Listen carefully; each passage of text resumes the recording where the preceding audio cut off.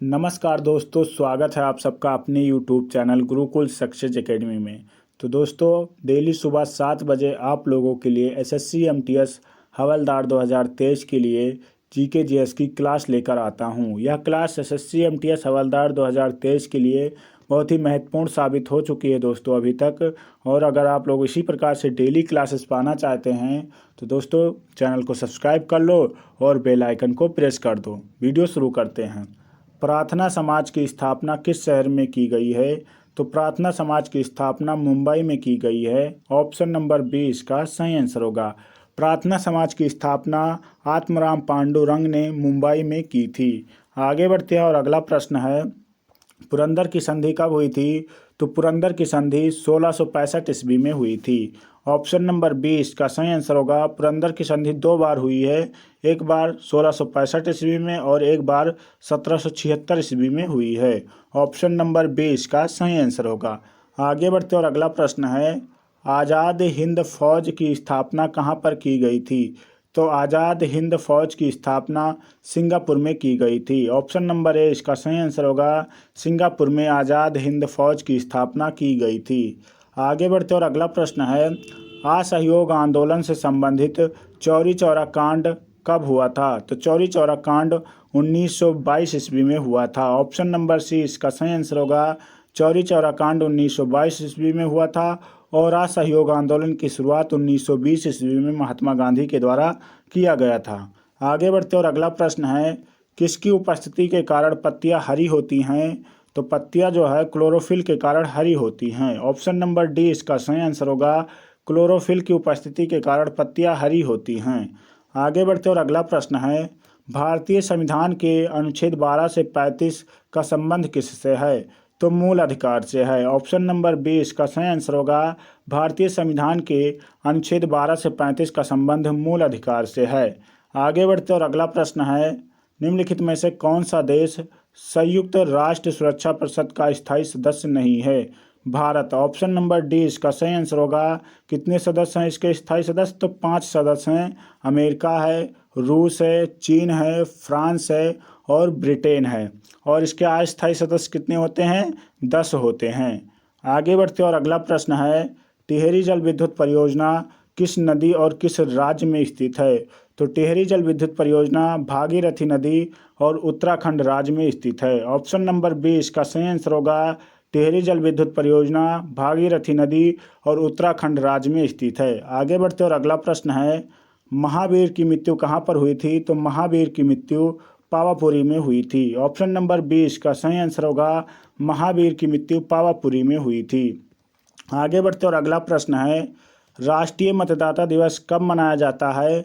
तो राष्ट्रीय मतदाता दिवस 25 जनवरी को मनाया जाता है।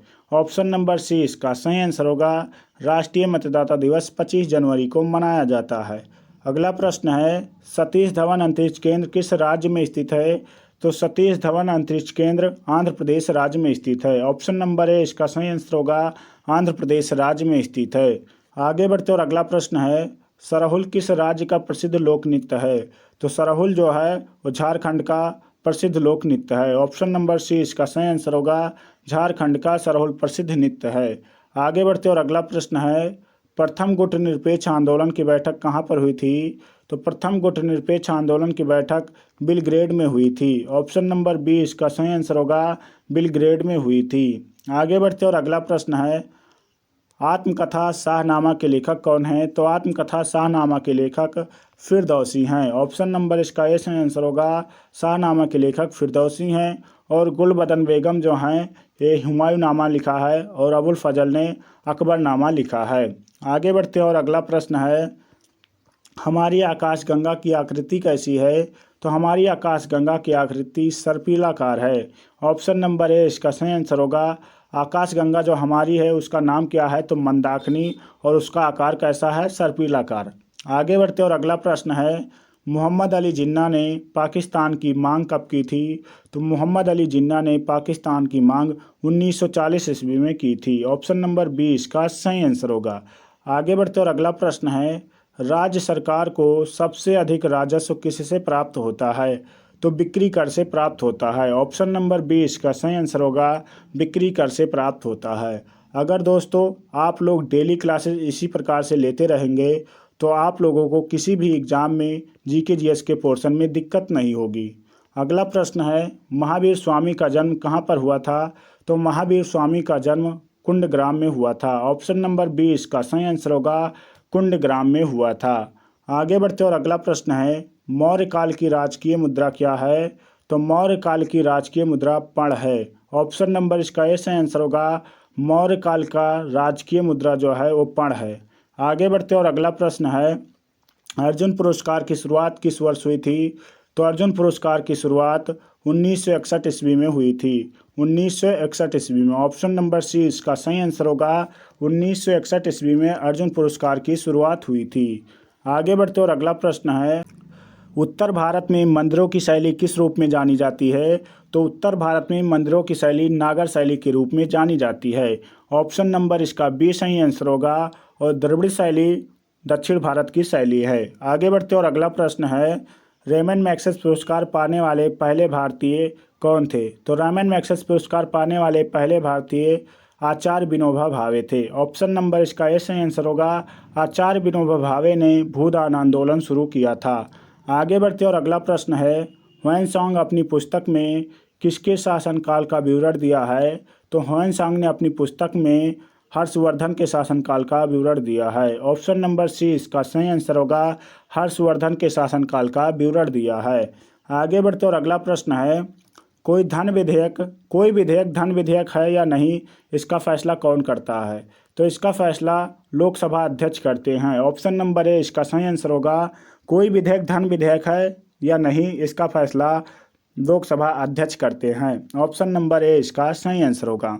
आगे बढ़ते और अगला प्रश्न है, ऑस्ट्रेलिया का सबसे घनी आबादी वाला शहर कौन सा है?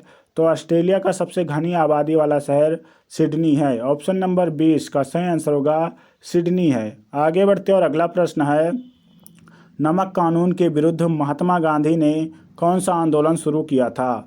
तो नमक कानून के विरुद्ध महात्मा गांधी ने सबने अवज्ञा आंदोलन शुरू किया था। ऑप्शन नंबर 20 का सही आंसर होगा सबने अवज्ञा आंदोलन 1930 ईस्वी में शुरू किया गया था और असहयोग आंदोलन 1920 ईस्वी में शुरू किया गया था। भारत छोड़ो आंदोलन 1942 ईस्वी में शुरू किया गया था। चंपारण सत्याग्रह कब शुरू किया गया था? तो 1917 ईस्वी में चंपारण सत्याग्रह शुरू किया गया था। ये सारे आंदोलन जो है वो महात्मा गांधी जी के द्वारा शुरू किए गए थे। आगे बढ़ते और अगला प्रश्न है, माले किस देश की राजधानी है? तो माले जो है वो मालदीव की राजधानी है। ऑप्शन नंबर सी इसका सही आंसर होगा माले मालदीव की राजधानी है। आगे बढ़ते और अगला प्रश्न है, बांधवगढ़ राष्ट्रीय उद्यान किस राज्य में स्थित है? तो बांधवगढ़ राष्ट्रीय उद्यान जो है वो मध्य प्रदेश राज्य में स्थित है। ऑप्शन नंबर 20 का सही आंसर होगा मध्य प्रदेश राज्य में स्थित है। दोस्तों, वीडियो में आगे बढ़ने से पहले आप लोगों से एक प्यारा सा रिक्वेस्ट है कि चैनल पे नए हो तो प्लीज़ चैनल को सब्सक्राइब कर लो और अगर वीडियो अच्छी लगे तो प्लीज़ वीडियो को लाइक और अपने दोस्तों तक शेयर ज़रूर करना। दोस्तों, अगला प्रश्न है, निम्नलिखित में से किसे सफ़ेद हाथियों की भूमि कहा जाता है? तो थाईलैंड को। ऑप्शन नंबर इसका ए सही आंसर होगा थाईलैंड को सफ़ेद हाथियों की भूमि कहा जाता है। आगे बढ़ते और अगला प्रश्न है, निम्नलिखित में से किस शहर को झीलों की नगरी कहा जाता है? तो झीलों की नगरी उदयपुर को कहा जाता है। ऑप्शन नंबर सी इसका सही आंसर होगा उदयपुर को झीलों की नगरी कहा जाता है। आगे बढ़ते और अगला प्रश्न है, भारत में कौन सा दिन सबसे छोटा माना जाता है? तो भारत में 22 दिसंबर को सबसे छोटा दिन माना जाता है। ऑप्शन नंबर सी इसका सही आंसर होगा 22 दिसंबर को। आगे बढ़ते और अगला प्रश्न है, यक्षगान किस राज्य का एक प्रसिद्ध नृत्य है? तो यक्षगान कर्नाटक का एक प्रसिद्ध नृत्य है। ऑप्शन नंबर इसका ए सही आंसर होगा यक्षगान कर्नाटक का एक प्रसिद्ध नृत्य है। आगे बढ़ते और अगला प्रश्न है, पुलिकट झील किस राज्य में स्थित है? तो पुलिकट झील जो है वो आंध्र प्रदेश राज्य में स्थित है। ऑप्शन नंबर 20 का सही आंसर होगा पुलिकट झील आंध्र प्रदेश राज्य में स्थित है। आगे बढ़ते और अगला प्रश्न है, सिंधु घाटी के लोग विश्वास करते थे, तो सिंधु घाटी के लोग जो हैं वो मातृशक्ति में विश्वास करते थे। ऑप्शन नंबर डी इसका सही आंसर होगा मातृशक्ति में विश्वास करते थे। आगे बढ़ते और अगला प्रश्न है, भारतीय संगीत का आदि ग्रंथ किसे कहा जाता है? तो भारतीय संगीत का आदि ग्रंथ सामवेद को कहा जाता है। ऑप्शन नंबर 20 का सही आंसर होगा सामवेद को भारतीय संगीत का आदि ग्रंथ कहा जाता है।